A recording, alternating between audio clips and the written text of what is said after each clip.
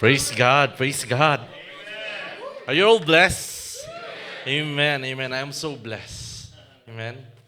Praise God for the life of Ate Shana and also Zach and also Caleb. I am so really blessed. Amen. The parents must be so proud. Amen. Na-imagine ko na nga si Ilaya eh. Pag siya'y nandito.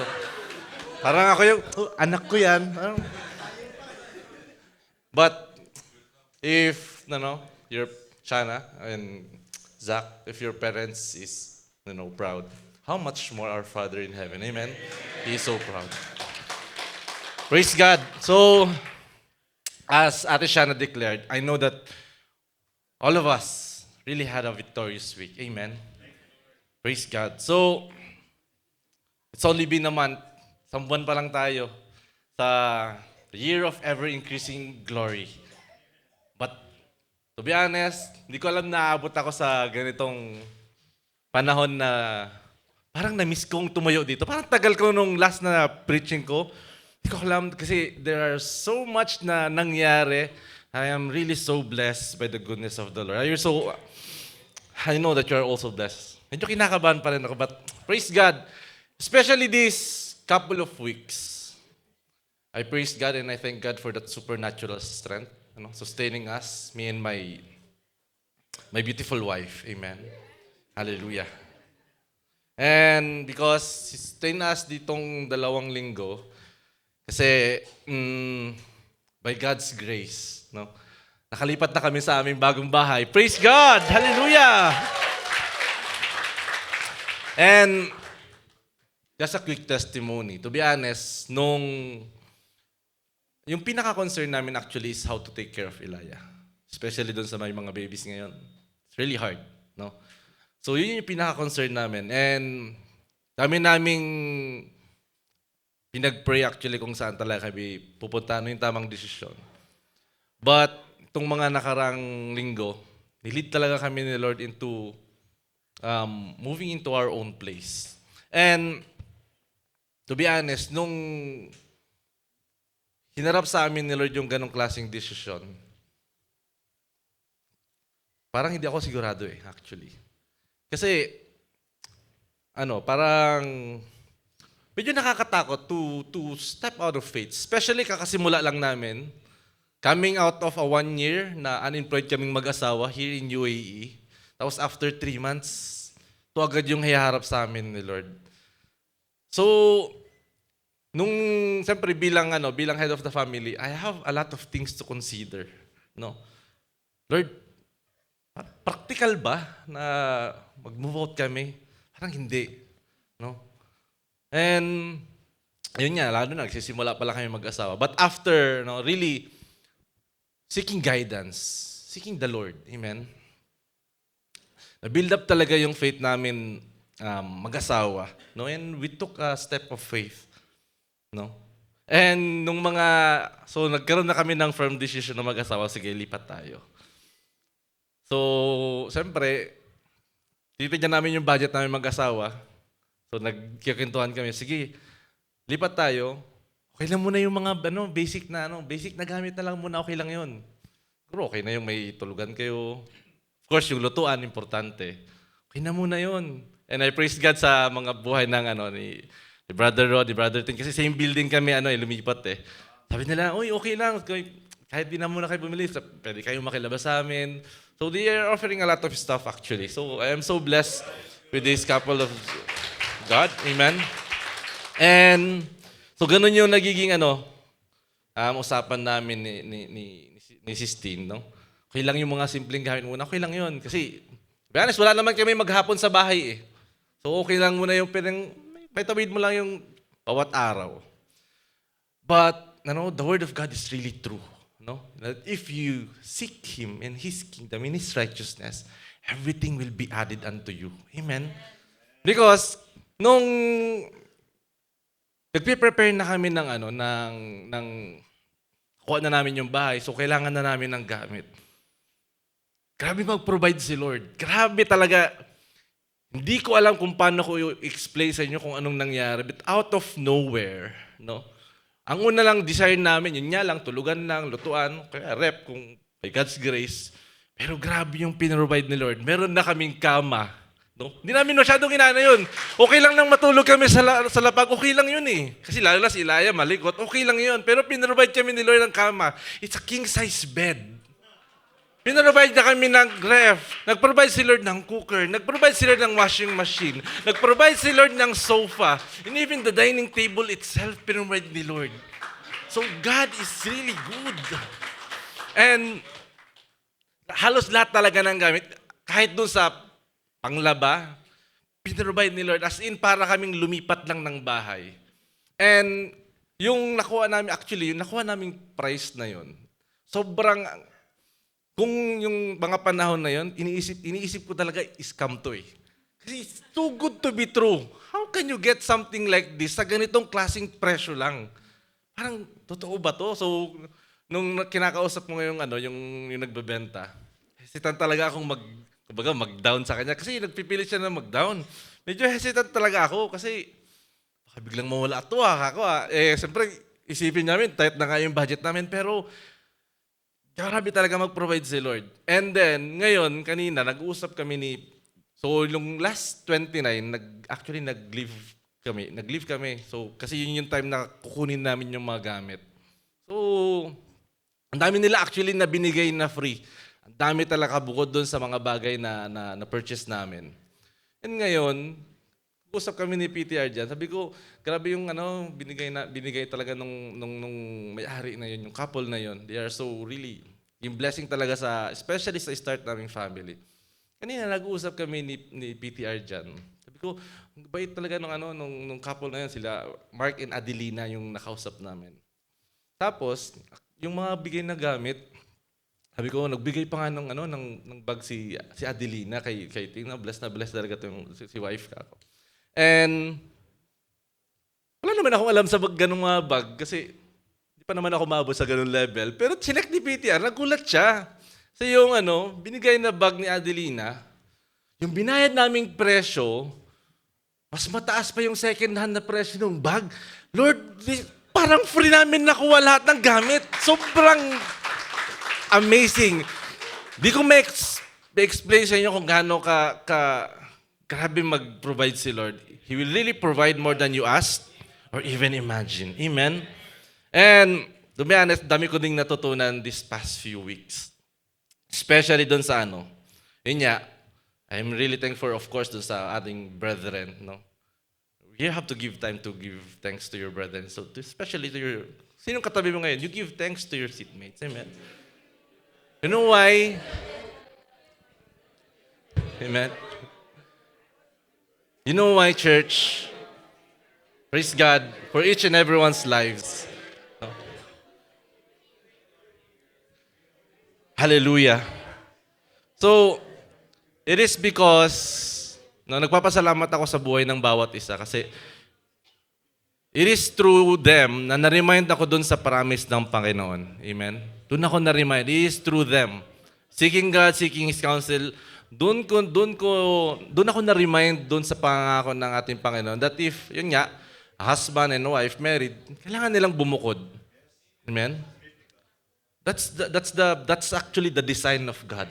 Amen?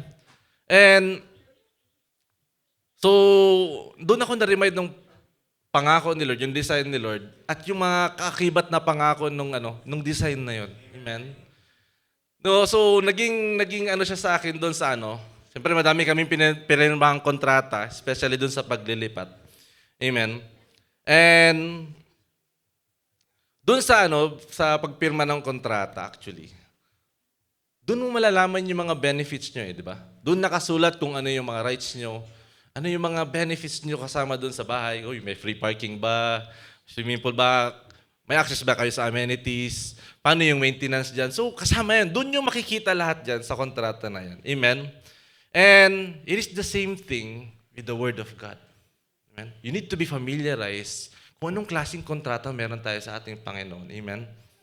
And sadly, some Christians are not even familiar with the contract that we have in our Lord Jesus Christ. Hindi familiar doon sa mga promises, Doon sa kontrata na bigay ng ating Panginoon, sadly, some Christian, they don't even know what type of contract they have with the Lord. Kuha niyo ba? Kasi sa Bible, there are two types of covenant. Okay? First is the conditional covenant, and the second is the unconditional covenant. So, yung isang example ng conditional covenant is, kung mababasa natin yung Deuteronomy chapter 28, amen?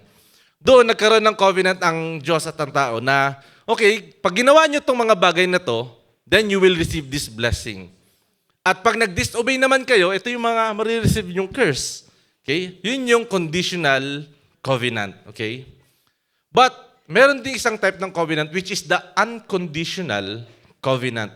At ang isang example niyan is during the time na after nung flood kay Noah. Okay?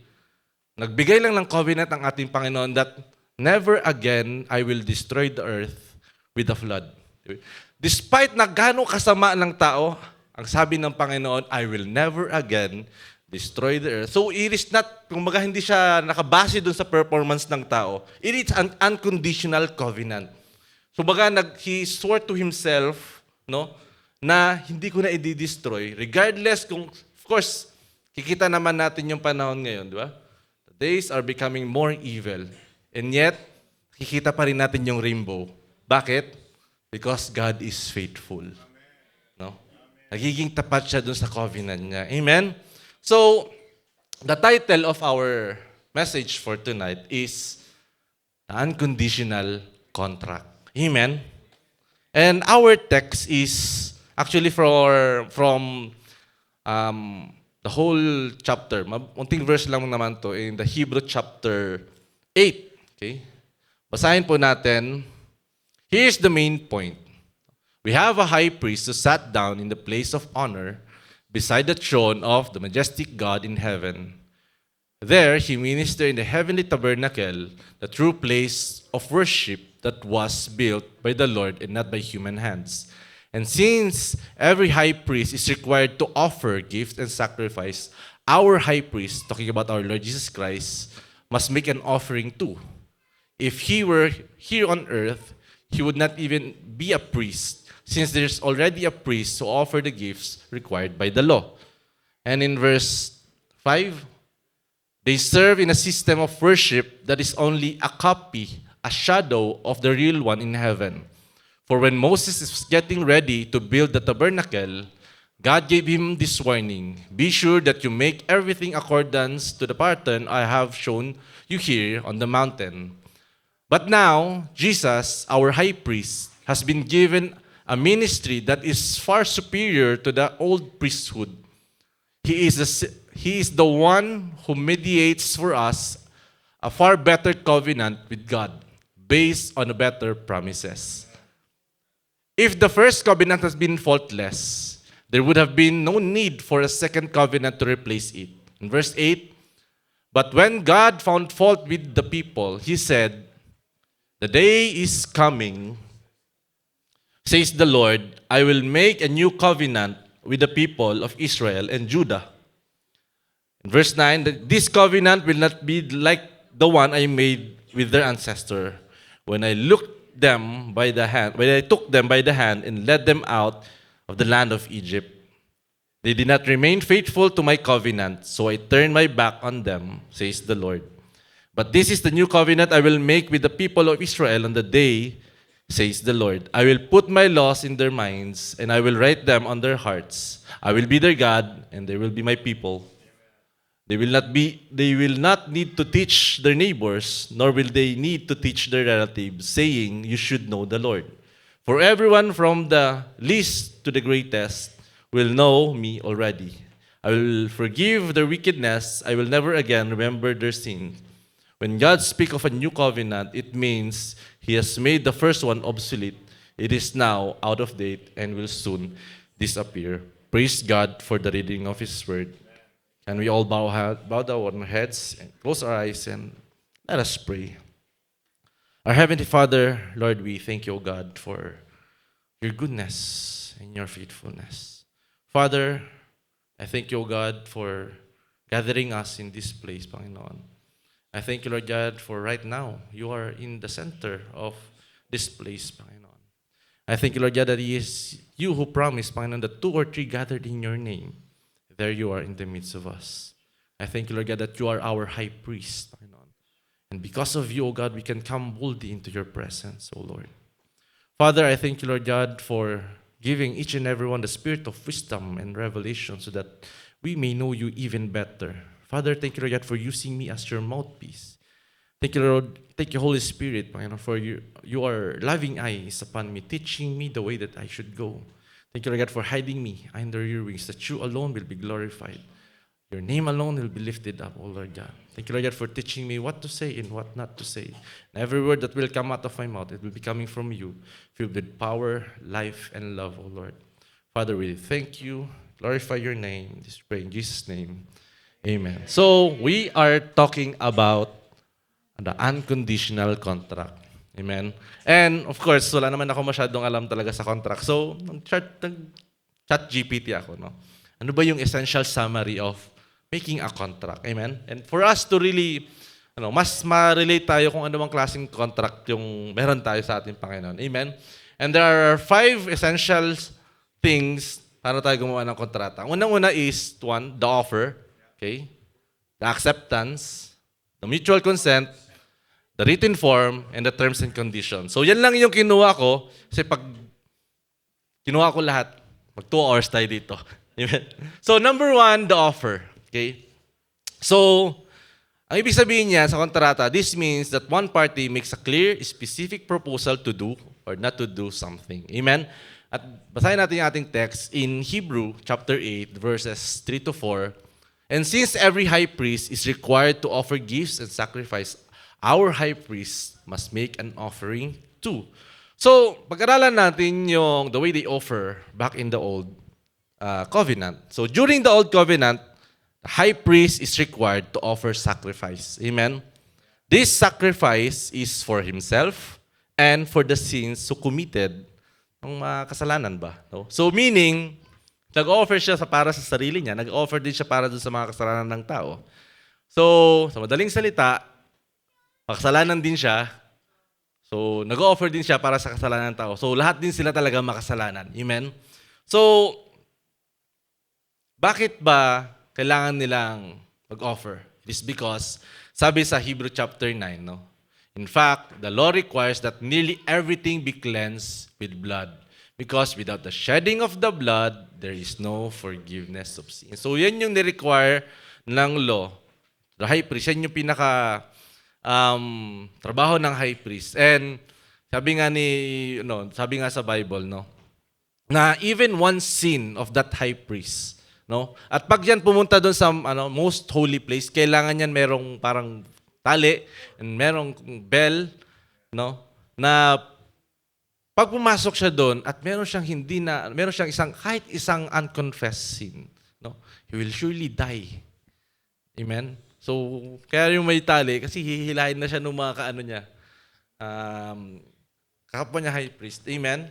So, the Old Testament offering, katulad yung sinabi dito, no, it has to be made year by year. Taon-taon po nila itong ginagawa. Because it is just a temporary covering of sin. Amen? So the Old Testament sacrifice just covered the sin of the people. It does not it does not take away the sin. Amen? So instead, what it does, it became an actual reminder. Since taon-taon nila itong ginagawa, no, na pag-offer or pagbigay ng sacrifice, hindi nga siya nakaka-cleanse. It covers yung sin. So, ang nangyari lang, no, it is just an actual reminder of their sin. Every year. Kaya sabi dito sa Hebrew chapter 10, verse 3 to 4, but those sacrifices are an actual reminder of sin. It is impossible for the blood of bulls and goats to take away the sin. Why? Because sino ba ang nagkasala? Dahil tao ang nagkasala, okay? Tao din dapat ang magbayad.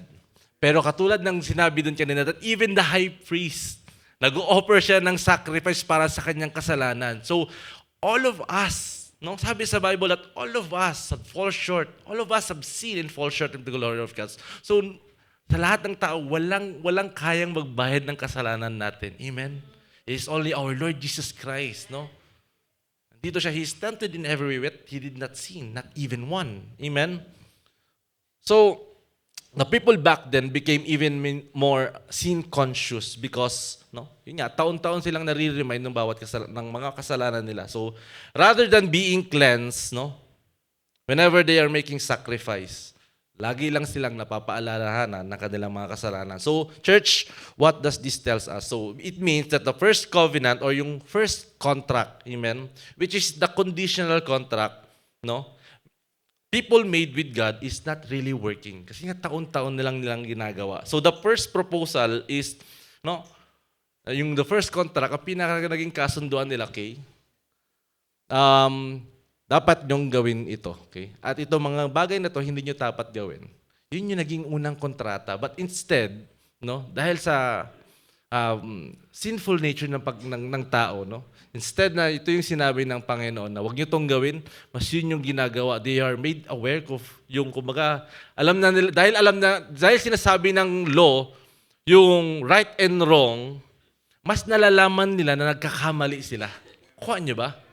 Kasi may nagsasabi na this is right and wrong. Ngayon, alam mo na kung ano yung tama at mali, and still people do it. No?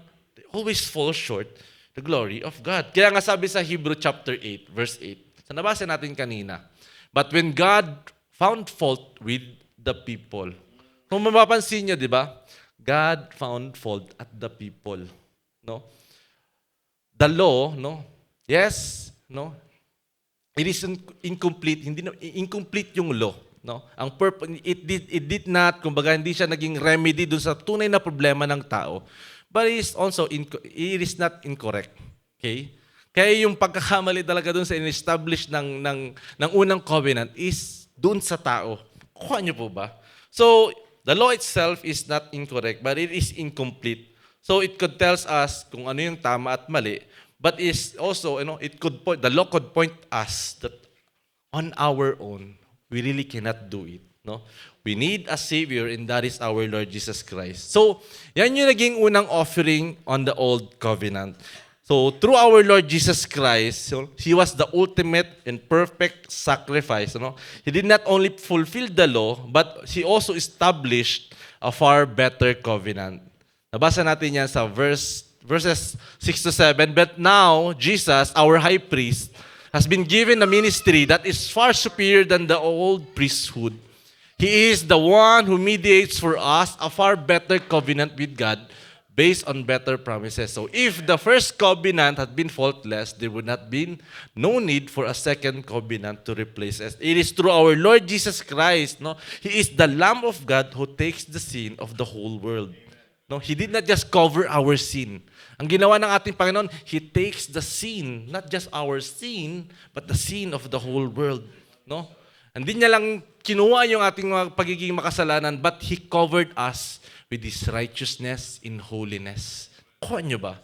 And kaya sabi dito sa Hebrew chapter 10, verses 8 to 10, first He said, sacrifice and offering, burnt offering and sin offering you did not desire, nor you were pleased with them, though they were offered in accordance with the law. So yan yung ginagawa nung unang first covenant. Then He said, our Lord Jesus Christ, here I am, I have come to do your will.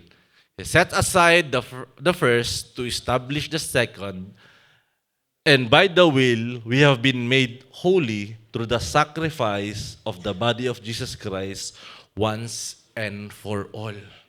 So, ibig sabihin, hindi na kailangan taon-taon bumaba ng ating Panginoong Jesucristo para mamatay.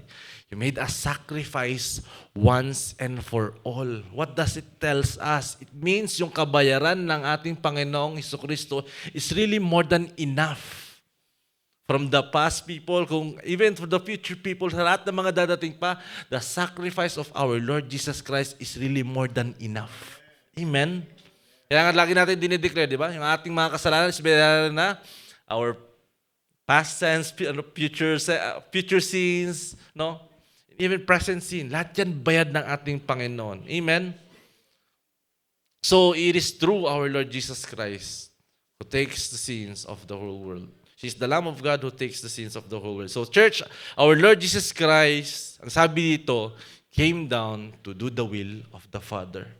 At ang ating kalooban ng Panginoong Diyos is to really establish a far better covenant for us, to make us holy through the sacrifice of our Lord Jesus Christ, which the old covenant, the old contract cannot do. Amen? So the old covenant sacrifice was just a shadow of the reality that is in our Lord Jesus Christ. Church, kung mapapansin nyo, napag-usapan na natin yung difference between the offering of the old covenant and the covenant that our Lord Jesus Christ established. Yung old covenant, paulit-ulit lang nilang ginagawa, but the sacrifice of our Lord Jesus Christ is for eternity. Amen? So, our Lord Jesus Christ has an offering, but the question is, how about us? Ano yung kaya natin i-offer? Amen? Sabi sa Romans chapter 12, therefore, I urge you, brothers and sisters, in view of God's mercy, to offer your bodies as living sacrifice, holy and pleasing to God. This is your true and proper worship. Do not be conformed to the pattern of this world, but be transformed by the renewing of your mind. Then you will be able to test and approve God's will, good, pleasing, and perfect will. So all of those offers, it points out to napopoint yan sa ating Panginoong Kristo. The old covenant, it points to our Lord Jesus Christ. It was just a shadow of the reality that is in our Lord Jesus Christ. Now, as we offer our bodies as living sacrifice, it also points to what our Lord Jesus Christ has done for us. Amen. It is because of Him that we are now righteous. It is through Him that we can know the will of God, His good and perfect pleasing will. Amen. Tulad ng ating Panginoon, sinabi niya na, here I am. I'm here to do your will. As we offer our bodies as living sacrifice. Ganon din yung maging prayer natin, Lord, I offer this body and I am here to know and do your will. Amen? So, church, once again, our Lord Jesus Christ came to do God's will and to establish a far better covenant, a far better unconditional contract, which means it is not proportion to what we can do. It is because of what our Lord Jesus Christ has done. Amen? And we are not being made righteous and holy because of what we have done. It is because of the sacrifice of our Lord Jesus Christ. So, pero, yes, masabi natin siya unconditional contract. But the only condition of being righteous and holy is, makikita natin sa second part, the acceptance. Ang ibig sabihin nito sa kontrata is the other party agrees to the term of the offer. Amen? Sabi dito, the sacrifice of our Lord Jesus Christ, nalaman natin kanina, that the sacrifice of our Lord Jesus Christ, it takes away the sins of the whole world. But it doesn't automatically imputes His holiness and righteousness. Yes, binayaran niya yung ating mga kasalanan. The sin of the whole world was paid by the sacrifice of our Lord Jesus Christ, but it doesn't impute His holiness and righteousness. Amen? Just like the offer letter na natatanggap natin pag nag-a-apply tayo sa isang trabaho. Amen? Katulad na lang sa akin, receiving the offer letter, it doesn't make me automatically the IT administrator of that company. Kasi na-offeran pa lang ako eh. Kuha nyo ba? Bigyan lang ako ng offer na ito yung magiging position mo, IT administrator, but it doesn't automatically, na agad yung IT administrator doon. No. I have to formally accept that offer. Kuha nyo ba? Para maging IT administrator ako doon. Amen? Likewise, the people have to accept our Lord Jesus Christ, what He has done. Amen? Yes, bayaran na lahat ng kasalanan. Even those people na hindi pa tumanggap, bayad yung kasalanan nila. But they don't have the holiness and the righteousness of our Lord Jesus Christ. All of us, each and every person has to accept what God has done for us. By believing in Him and receiving Him as our Lord and Savior. Kaya sabi sa John chapter 1, verse 12, yet to all did receive Him, to those who believe in His name, He gave the right to become children of God. No? Minsan lagi natin naririnig sa TV na sinasabi ng especially those mga religious people, no? Na lahat daw tayo anak ng Diyos. But that is very clear, no? Sinasabi ng Bible na hindi lahat ng tao is anak ng Diyos. No. It is only those, who receive Him. It is only those who believe in His name, yun lang yung binigyan ng karapatan bilang maging anak ng Diyos. Kuha niyo ba? It is only those people who accepted our Lord Jesus Christ. That person will have the right to become children of God. It is not automatic, no? So back in the Old Covenant, it was established when people say, Lord, tell me what to do. Kaya binigay sa kanila yung law. Kasi sinabi nila, na-establish yung covenant na yon, the people demanded, Lord, tell me what to do and we will do it. Binigyan nila yung law. Yung unang law pa lang, hindi pa naibababa ni Moses yung tablet. Na-break na nila. Wala na agad. No? They demanded, demanded God na, tell me what to do and we will do it.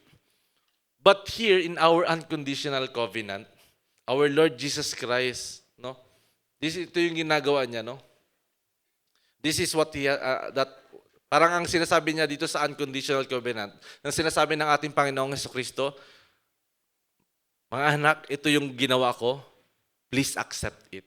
Kuha niyo ba yung difference? The people demanded, ano yung kailangan namin gawin? Sabi mo sa akin, but our Lord Jesus Christ, ito yung ginawa ko para sa inyo. Please accept it. Basa natin to. This is one of my favorite verse actually. Parang, when I read this, it's really heartfelt talaga. Pakita mo talaga yung puso ng ating Panginoon. 2 Corinthians 5, verse 20. We are therefore Christ's ambassador. As though God were making His appeal through us, we implore you in Christ's behalf, be reconciled to God. Pag binabasa ko sa English, okay pa eh.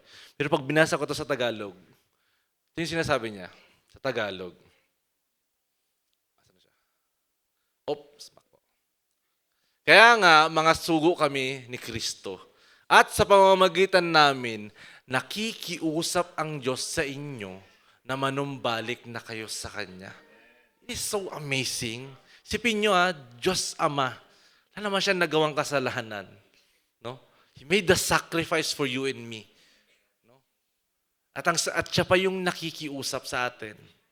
Mga anak, this is what I have done for you. I paid for your sin. And I'm offering my righteousness and holiness. Please accept it. Can you imagine the King of Kings, the Lord of Lords, nakikiusap sa isang taong makasalanan to just accept this offering, to accept this gift. Amen? God is making an appeal to accept what He is offering. Amen? So, kung mapapansin nyo, being accepted and being called by God, na being called that you are a child of God, is already a blessing. Tawagin kang anak ng Diyos, okay na yun eh. Minsan niya, may dating sa mga ibang church, pag napunta daw sa langit, okay lang, kahit upuan. Kasi at least nandun ka sa presensya ng ating Panginoon. Okay? Pero hindi yun yung pinahangako ng ating Panginoon. No? We have a mansion there. He's preparing it. Amen? But the point is, yung palang matawag kang anak ng Diyos, it is really a blessing. It is more than what we have deserved. Kuha niyo ba? But by the grace of God, hindi lang yun yung ginawa ng Panginoon para sa atin. In Romans chapter 8, verses 16 to 17, the Spirit Himself bears witness with our spirit that we are children of God. And if children, then heirs, heirs of God and fellow heirs with Christ, provided that we suffer with Him in order that we may also be glorified with Him. So tinawag ka na anak ng Diyos, He has welcomed you to His family. At di lang yun. Ginawa ka niyang tagapagmana. Kung ginawa ka niyang tagapagmana, it is really more than enough sa deserve nating mga tao. Pero hindi doon nag-end yung kabutihan ng ating Panginoon. Ang sinabi dito that He made you co-heirs of our Lord Jesus Christ. It means kung ano ang meron ng ating Panginoong Jesucristo, meron din tayo nun, mga kapatid. Palakpakan natin ang ating Panginoon. Ganong kabuti ang ating Panginoon. Amen? So, we have what our Lord Jesus Christ have. No? We have His righteousness, His holiness, His peace, His wisdom. Amen? His authority. Napapag-aralan natin yan. His power. Yun yung meron tayo sa ating mga. At sabi sa Bible, no? We can do the things that He has done and even greater things. No? Not because we are greater, but because He said it so. Meron tayong mas gagawin. Diba? Just like Peter. No? He healed the sick using a shadow. Even Paul, Apostle Paul. No?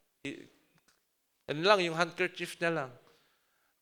He's so amazing. Amen? So, everything na kailangan natin in this Christian life has already been provided by our Lord Jesus Christ. It says in Ephesians chapter 1, verse 3. Praise be to God, the Father of our Lord Jesus Christ, who was blessed. Ibig sabihin, past tense na, you are blessed. All of the blessing has been given to you. No? Everything has already been deposited to you in heavenly realms with every spiritual blessing in Christ. All of those blessings that you will ever need, no? Tomorrow or even the next day to come, it is already deposited in us. Amen? Ganun kabuti yung klaseng ino-offer ng ating Panginoong Jesucristo, and He's pleading to us to accept it. No? Praise be to God. Amen? So, nalaman natin dito na ganun kabuti yung hindi lang tayo ginawang tagapagmana, kundi kasamang tagapagmana ng ating Panginoong Jesucristo. At nalaman din natin that all of those blessings is already deposited in our spirit. Amen? Yes, all of those blessings is in our spirit. But in order for us to benefit in all of those promises, all of those blessings, it needs the mutual consent. Amen? Yung mutual consent sa contract, it means all parties must willingly agree to the contract terms. Amen? So in 2 Corinthians chapter 1, verse 20, so no matter how many promises God has made, they are yes in Christ, and so through Him, the Amen is spoken by us to the glory of God. So church, all of those promises is already ours. It is already yes in our Lord Jesus Christ, which means He has already given us the authority, even the permission, no, to enjoy all of those blessings. And if still nandun na yung consent ng ating Panginoon, He already said yes to these promises. And if a person is still not experiencing it, lahat ng mga pangako, lahat ng mga blessing ng ating Panginoon, and praise God, lahat tayo dito, nai-enjoy talaga ang blessing ng ating Panginoon. Amen? But if a Christian is not, it is not God's fault already. Kasi nagsabi na siya ng yes eh. Kung hindi ka mo pa rin nai-enjoy yung mga blessing, it is not God's fault. He already said yes to those blessings, to those promises. Amen? Nakuha niyo ba? No? He has already given us that unconditional covenant, a consent to enjoy all of our inheritance in Christ. And if it's a person is still experiencing little to nothing, that person is giving consent to the enemy to steal, kill, and destroy. So there are mutual consent. Yung ating Panginoon, nagbigay na siya ng promises. At sabi niya, yes. If a person is still not experiencing it, ibig sabihin lang yan, he is just giving consent, not to God, para ma-experience yung blessing, but to the enemy to steal, kill, and destroy. Kung nyo ba? Parang nung sinasabi ko kanina, kung nag-give in lang ako dun sa fear, kung nag-give in lang ako dun sa uncertainty, kung paano yung silaya, paano yung finances namin, paano yung magiging takbo ng future namin, kung nag-give in lang ako dun sa sinasabi ng enemy, kung nag-give in lang dun ako sa ini-impute niyang doubts, nag-give in lang dun ako sa ini-impute niyang fear, di sana namin na-enjoy yung blessing ng bahay ngayon. Wala sanang testimony. Kuha niyo ba? Wala sanang bagong bag si misis ko. So, I could have missed that outpouring blessing of God, no? Prepared by God for me and my family. No, and also yung sa testimony ng wife, no? Ng wife ko. If my wife panics, during that time na, di ba, 1 taon na kaming walang trabaho, kung yung wife ko nagpanic noon na meron siyang dumating na offer letter, o sige, ito na lang. No? Ito na lang yung tanggapin ko kasi 1 taon na ako naghahantay. Nagdidesisyon na nga kaming umuwi. Ito na yun. Ito na yung paperman ko. No, kundi lang din siya nag-consult sa ating Panginoon na ang declaration sa kanya, ang promise sa kanya ng ating Panginoon is magtatrabaho ko sa hospital. Kundi siya nag-hold on doon, no? Nagtrabaho siya doon sa laboratory. Hindi niya sana na-enjoy yung service ngayon. Kasi malamang may pasok siya. Hindi niya sana na-enjoy yung Friday and Saturday na constant na off, which is, kung tutuusin, bibihira yun sa medical. And now, di niya sana may enjoy yung every once a month, meron silang 3 days off. Kuha niyo ba yun? Paka-bless. And also, hindi niya sana may enjoy yung probationary ka pa lang, nakaabang na yung promotion mo. So amazing. Kuha niyo ba? So, if we give consent to the enemy, no? If we allow him to sabihin lang yung mga bagay na mag-impute ng fear, mag-impute ng doubts, you will miss out a lot of blessing. I'm telling you. I'm telling you. But, it is actually same goes through konting testimony lang yun sa maraming testimony talagang namin. And of course, ninyo din. Same goes through every area of our lives. Sa area ng healing, yung mga taong di alam yung patungkol sa healing, kaya silang dayain agad. Yun yung punto dito eh. Pag hindi mo alam kung ano yung nasa kontrata mo, ang dali mong dayain. Kung hindi mo alam na nag-provide na pala si Lord ng healing, madali kang ma-deceive, no?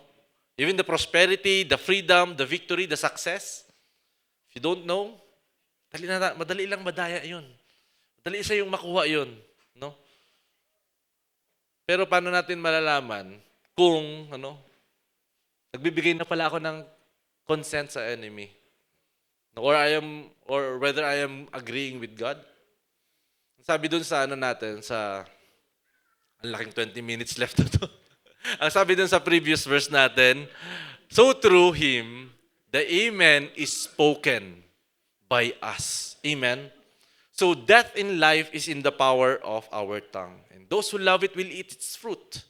Yes, nagsabi si Lord ng blessing. You are to speak it off. You are to speak those blessings into your life. You are to speak those blessings to the people that surrounds you. Amen? Yan yung tinuturo ni Peter actually last week. When you pray for a person, speak the best. Speak that blessing. Amen? Always. Meron tayong konting activity. I want you to think of something the best na gusto mo para sa sarili mo. Ano yung gusto mo ngayon para sa sarili mo? Amen? Ano yun? Ano yung naisip mo? Naisip ka na ba? And I want you to declare it sa katabi mo. Declare that desire, whatever blessing. Is it promotion? Is it increase? Is it breakthrough? Speak it out. That is in life is in the power of the tongue. Amen? Blessing, increase, promotion, breakthroughs upon breakthroughs. Amen? The Lord will expand your territory in the mighty name of Jesus. So, we have to watch out.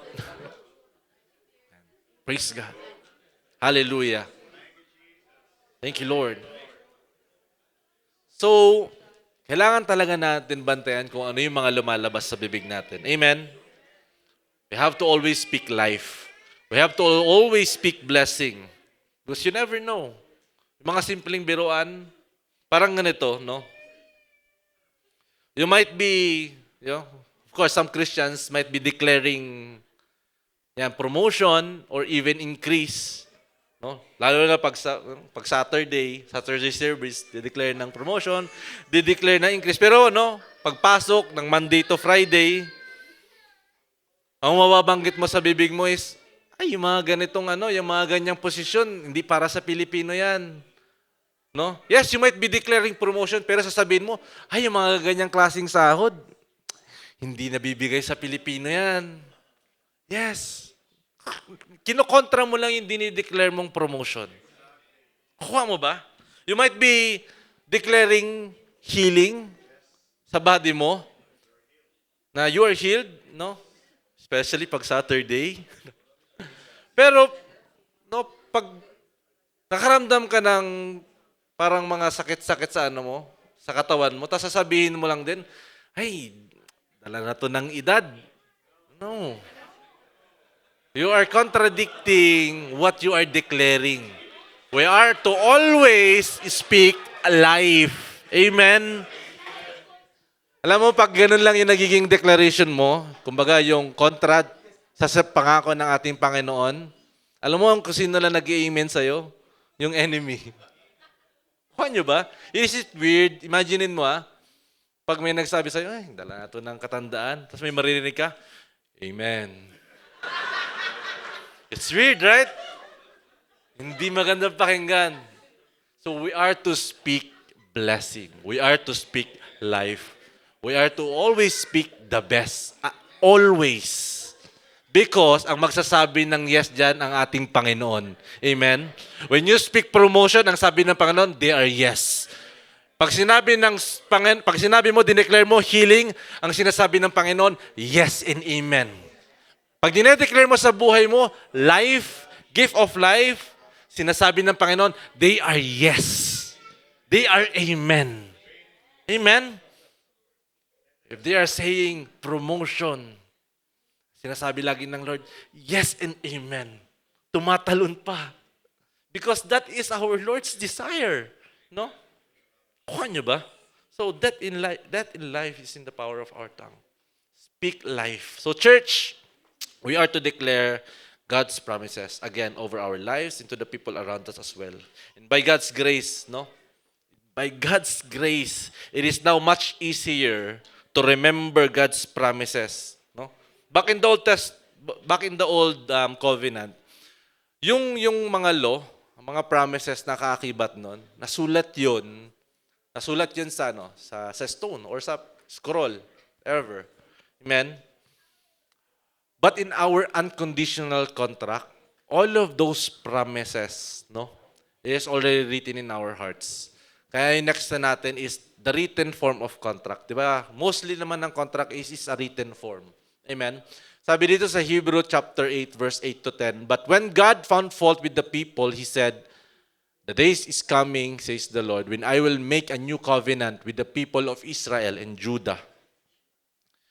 This covenant will not be like the one I made with their ancestors when I took them by the hand and led them out in the land of Egypt. They did not remain faithful to my covenant, so I turned my back on them, and says the Lord. And in verse 10, But this is the new covenant I will make with the people of Israel on that day, says the Lord. I will put my laws in their minds, and I will write them on their hearts. I will be their God, and they will be my people. It is much easier to remember the promises of God. Why? Because it is already in your hearts. Kuha niyo ba? I remember in my early years in ROL, dati hindi ko ito maintindihan. No? Some of you maybe narinig nyo na yung testimony ni PTR. No? Meron kaming pinantahan, girlfriend ng tropa ko dati, na hindi makalakad. Okay? O bedridden. And after namin yun pinag-pray, actually siya na yung naghatid sa amin pababa. It was an instant healing. And it was really amazing. Una, isipin nyo ang kwento nun, talagang even sa magto-toilet, kailangan siyang buhatin. But when we prayed, grabe, tumayo, nagmarcha, at hinatid kami sa pababa. So nakalakad siya instantly. Amen? Pero yung kwento ko dito is about during na sinashare na ni PTR yung gospel. Okay? And so, sobrang na-bless ako when he was sharing the gospel to, actually si Shine yun.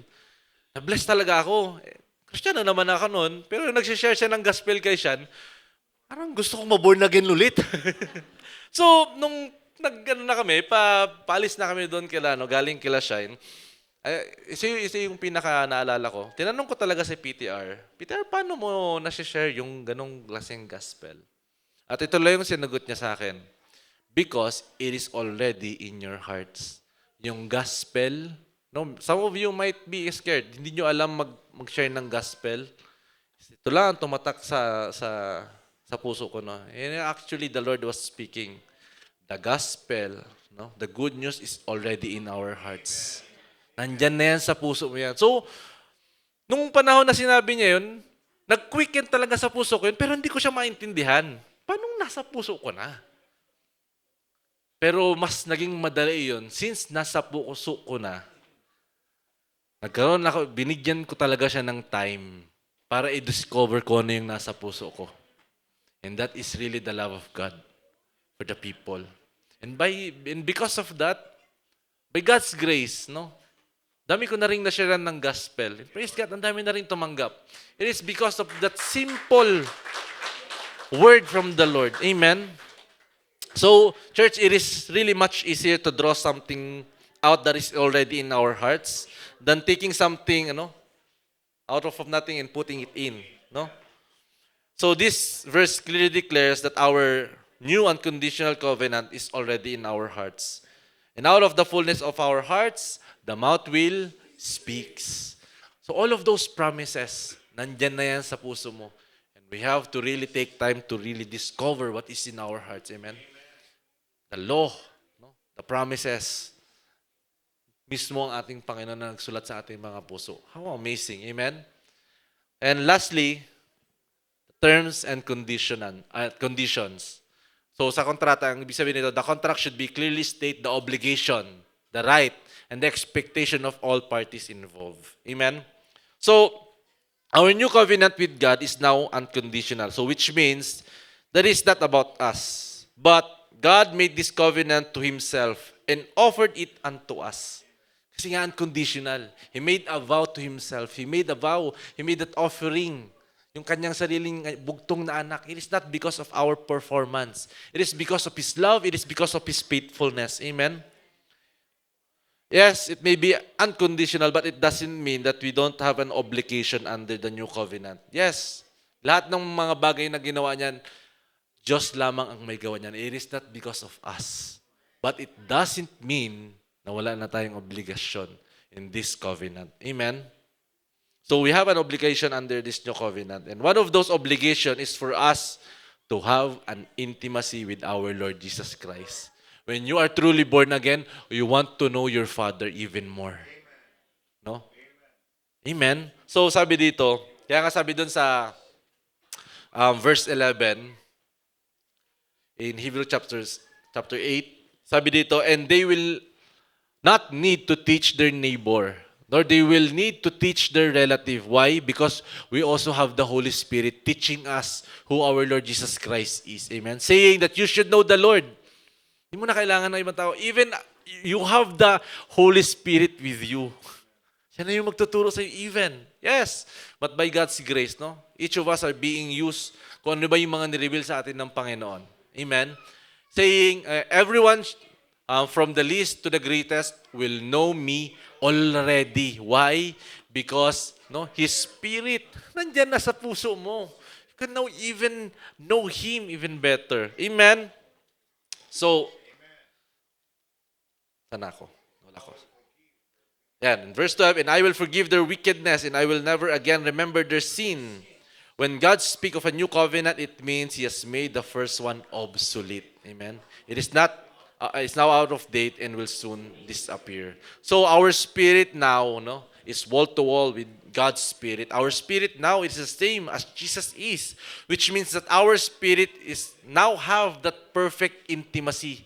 Kaya yung spirit mo, you have that perfect intimacy with our Lord Jesus Christ. Kaya nga sinabi dyan, will know me already because your spirit is wall-to-wall with God's Spirit. Amen?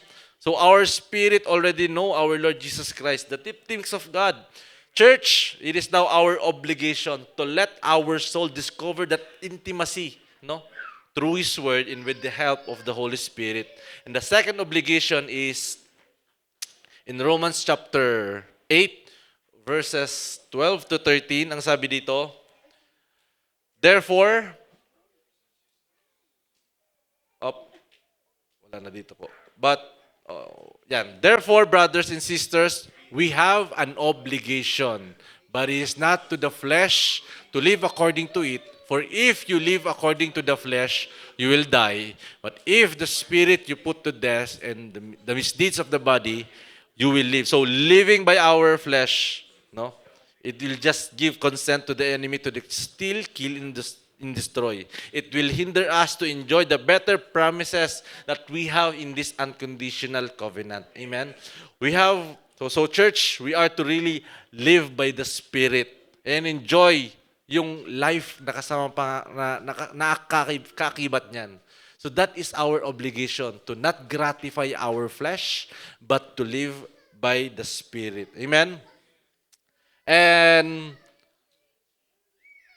in Hebrew, chapter 8, verse 6, sabi dito, But now, Jesus, our high priest, has been given a ministry that is far superior to the old priesthood. For He is the one who mediates for us a far better covenant with God based on better promises. So church, whatever promises written in our unconditional contract or unconditional covenant, having an intimacy in living by the Spirit, no, prevents us from being deceived by the enemy. Enjoy just blessing, no, of far better promises that we have in our Lord Jesus Christ. Kung alam mo kung ano yung nakasulat, tulad ng sinabi ko na, kung alam mo kung ano yung nakasulat sa kontrata, hindi ka madadaya ng enemy. Hindi niya mananakaw yung healing mo. Hindi niya mananakaw yung joy mo because that is already stored in your spirit. At ang sinabi ng Panginoon, that is already yes.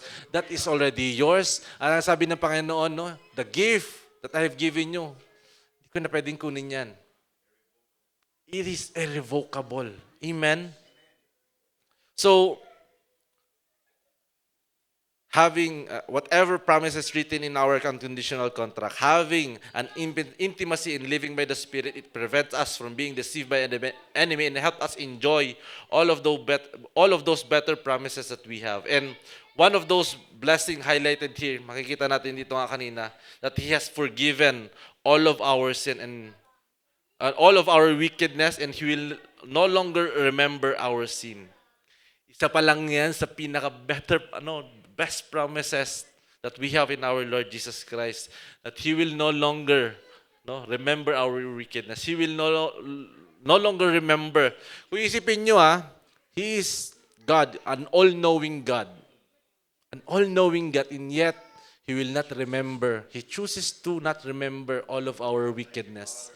All of our sin, hindi niya naalalahanin. How amazing and how loving God is. Amen?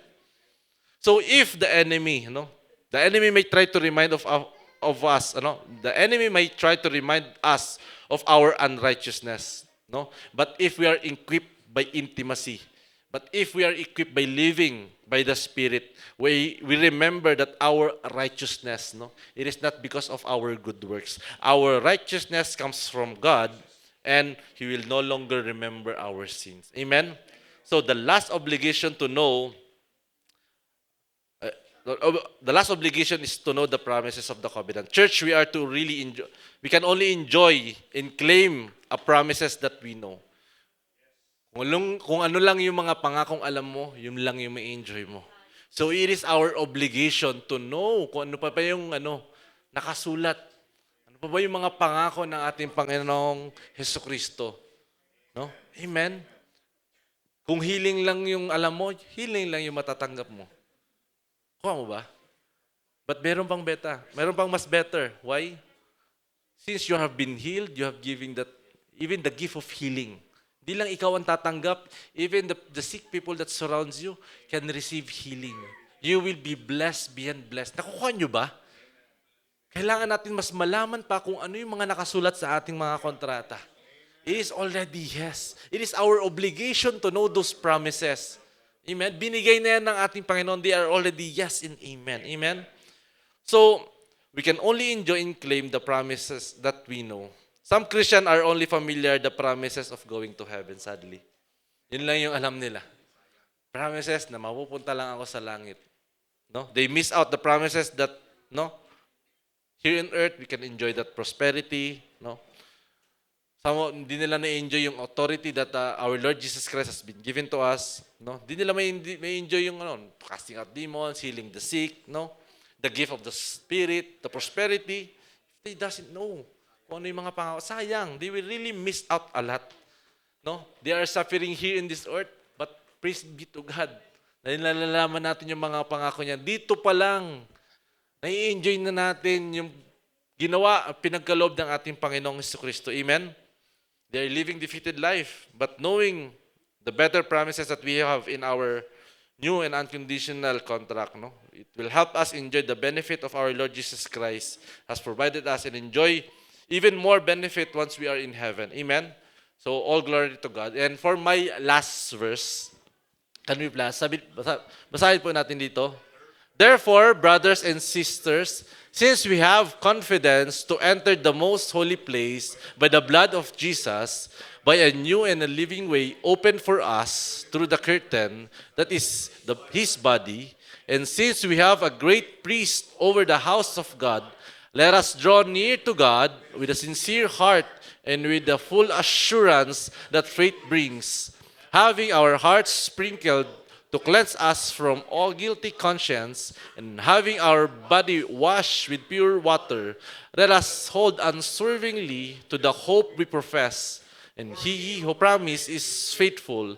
And let us consider how we may spur one another toward love and good deeds, not giving up meeting together, as some with the habit of doing, but encouraging one another. And let all do more as you see the day approaching. All glory to God. Palakpakan po natin ating Panginoon.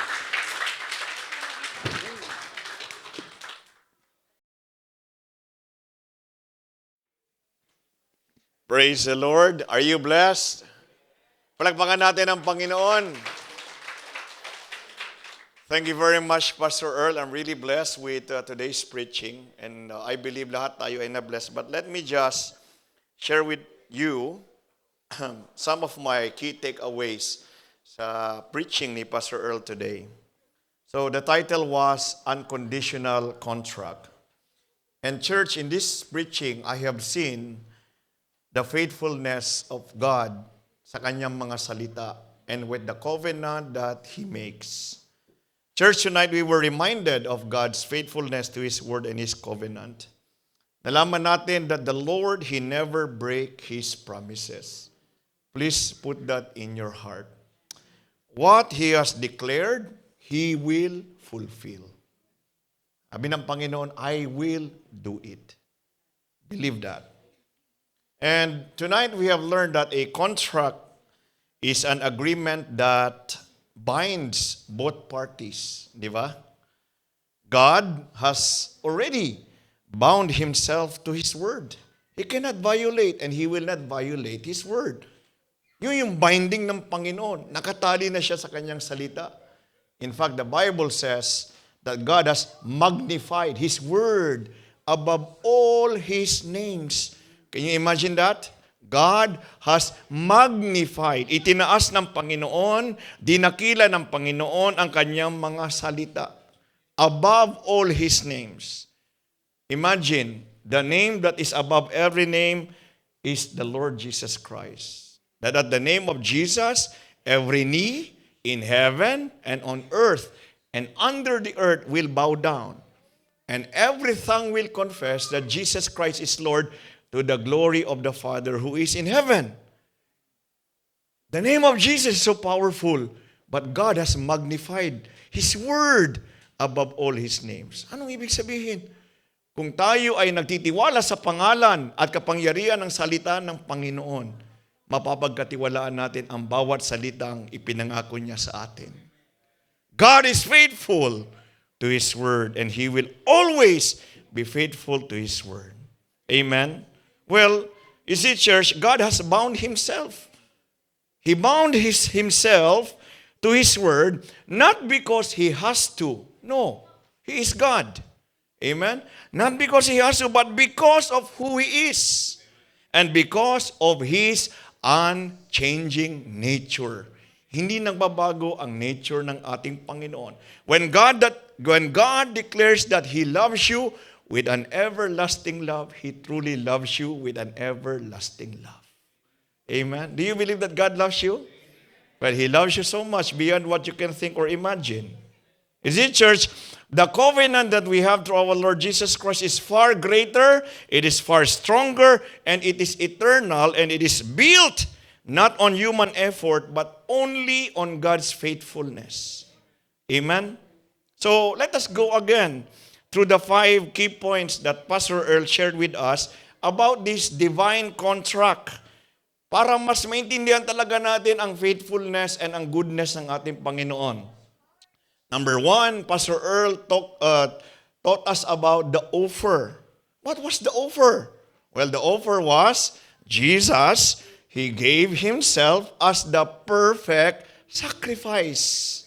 Ang Panginoon mismo ang nag-offer ng kanyang sarili in order for this contract, this covenant to be ratified. Lahat ng initiation galing sa Diyos. Purihin natin ang Panginoon. Amen? You see, church, a contract begins with an offer. One party presents something that is so valuable in exchange for something else. Ano ang ginawa ng Panginoong Jesucristo? In the Old Testament, people had to offer animal sacrifices again and again and again and again for their sins, including the high priest. Again and again, every year, they have to offer animal sacrifices. But we know that in the Old Testament, those sacrifices, they were only temporary. They were only a picture of the real thing to come. They could not remove sin completely. Amen? Pero in-honor ng Panginoon yon. Although their sins are not erased, but because of the blood of that animal that was poured upon those people who had sinned, God honors that blood. Amen? But it does not remove their sins. Amen? But Jesus, he stepped in as the ultimate sacrifice. We have learned from Hebrews chapter 9 verse 12. Instead of offering an animal, he offered himself once and for all. Hebrews chapter 9 verse 12. No animal blood can cleanse us from our sins. Ang Diyos mismo ang nagkatawang tao, ibinigay niya ang kanyang buhay for the forgiveness of your sins and my sins. And see, church, on the cross, when Jesus died on the cross, anong sinabi ng Panginoon? It is finished. Tetelestai. Anong ibig sabihin ng it is finished? Meron pa bang susunod? Wala na, tapos na nga eh. It is finished. Complete. Paid in full. Your sins, my sins, paid in full by the sacrifice and the blood of our Lord and Savior, Jesus Christ. So my question to all of us here, if Jesus has already paid for your sins, do you believe that Jesus already paid for your sins? Amen. Why are you still carrying the guilt? Why are you still feeling worthless? Why are you still feeling distant from God? Why are you still running away from God if Jesus has already paid in full all of your sins? Amen. Why don't you want to come nearer to God? Ang sabi ng Panginoon, draw near to God and He will draw near to you. In fact, He is already there. Amen? Jesus Himself, if He has already finished the work, then why are you still trying to earn His love? Amen? Yan ang naituro sa atin. When we were still living our lives under a religion, you must do this, you must do that, don't do this, don't do that, so that God will love you. That is not true. Romans chapter 5 verse 8, God demonstrated His own love for us in this, while we were still sinners, Christ died for us. When you were at your worst, God already loved you. What can you do to make God love you more? There is nothing you can do to make God love you more. What can you do to make God love you less? There is nothing that you can do to make God love you less, because His love is complete, His love is eternal. He has already loved you with an everlasting love. Purihin natin ang Panginoon. Church, God's offer is very clear. Jesus already gave Himself for you. Your role, my role, accept, believe what Jesus Christ has already done for us. So imagine church, imagine meron kang napakalaking utang.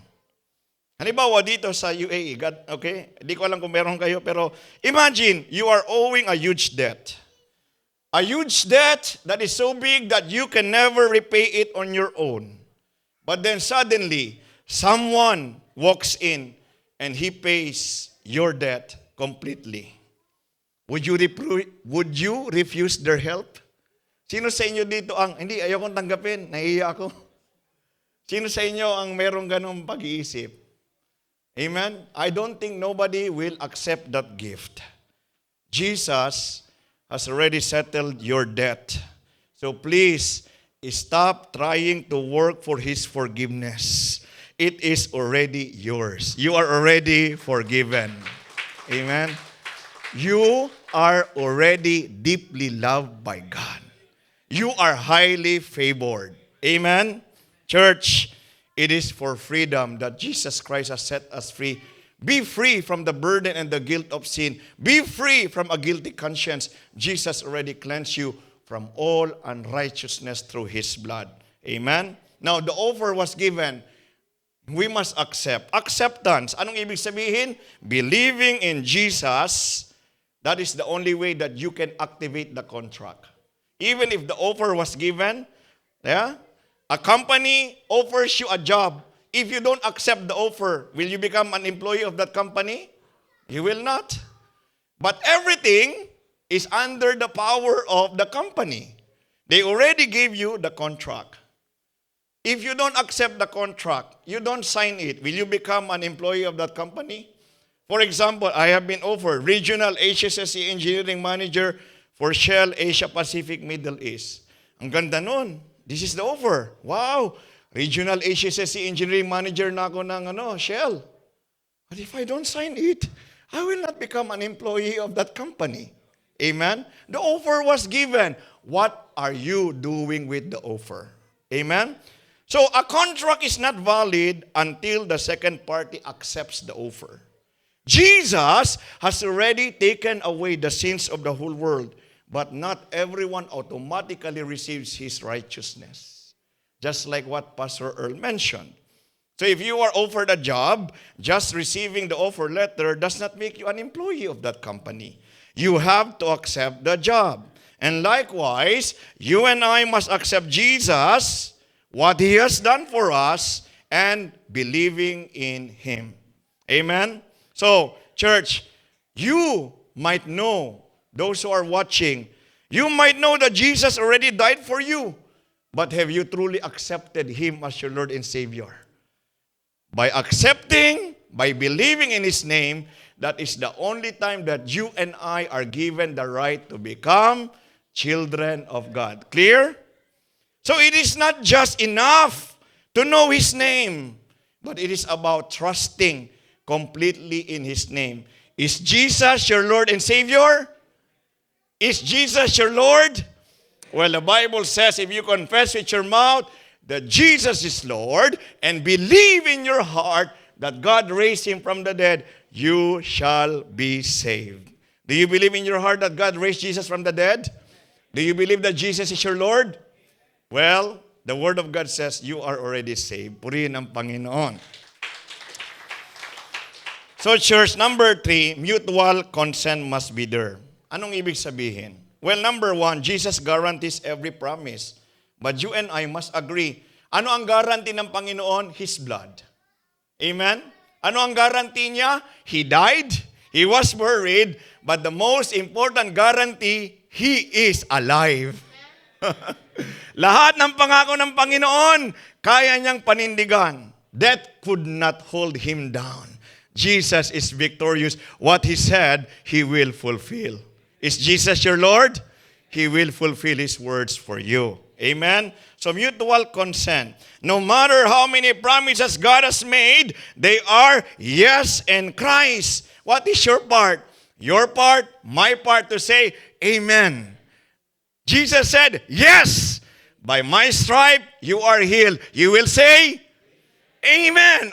By your stripe I am healed. Amen. The Word of God says, yes, you will be prosperous and successful. What will you say? Amen. God says already yes. Your part is to say amen to what God has already done. Number 4, the written form. You see, church, God sealed. The very contract of God is already sealed in our hearts, not in the written tablets of stones. Amen? A contract must be written, and when it is written, it is already legally binding. Amen? In the Old Testament, the laws of God were written on stone tablets, but people still disobeyed. Amen? In the New Covenant, God writes His law on our hearts. And instead of forcing us to follow Him, instead of God forcing us to follow Him, you know what God did? He gave His Holy Spirit to empower us to obey His will. What an amazing God! Amen? Purihin natin ang Panginoon. There is no excuse for you not to love your wife or your husband, because the Holy Spirit was given for that purpose. I love my wife each and every day more and more. I love my children each and every day more and more, because the Holy Spirit was also given to me by God. No excuse, right? Amen? Tingnan nyo naman yung husband and wife niyo dyan kung magkatabi kayo. Okay? Amen? Yung mga singles naman dyan.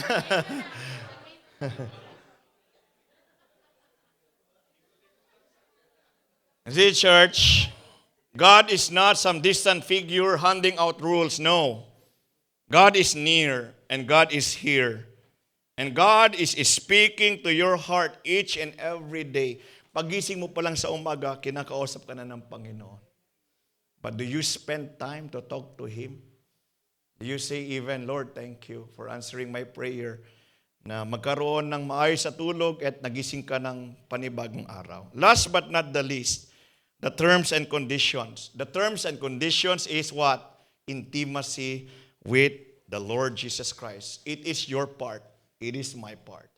God already loves you so much. Amen? There is nothing you can do to make God love you more. There is nothing that you can do to make God love you less. His love is already perfect. How about your love for God? Yun. How is your love for God? Under the New Covenant, everyone has the opportunity to know God personally. Jesus didn't just save us. In fact, Jesus has invited us to have an intimate relationship with Him. So just like any relationships, you and I must spend time with Jesus to grow closer to Him. That is the only way. You want to know what is God's plan for you? What are His promises for you? Spend time with the one who gave you the offer, the one who gave you the contract, the one who gave you the terms and conditions, and the ones who ratified His promises with His very own blood. Kausapin mo ang Panginoon. Amen? Church, if you're feeling spiritually dry, maybe you have been distant to God. Parang nawala na yung joy sa heart mo. God has never left you. He's always there. He never left. But maybe because you have already stopped seeking after Him. And see, church, God's covenant is not just about rules. God's covenant is about intimate relationship. The more you draw near, closer to the Lord Jesus Christ, the more that you will experience His peace, His joy, and His power. So church, in summary, Jesus already paid the price. Please stop carrying burdens that He already took upon Himself. You are sick, you are not feeling well, stop carrying that sickness and disease. Thank Jesus, by His stripes, you are already healed. Amen? Number 2, salvation is offered to all, but it must be accepted. Have you fully embraced Jesus? Is Jesus your Lord and your Savior? Amen? Number 3, God has already said yes to every promise that He has made. Are you saying amen to His promises? Everybody say? Amen. Number 4, His covenant is already written in our hearts, not on stone. He wants to have a deep, personal, intimate relationship with you and me.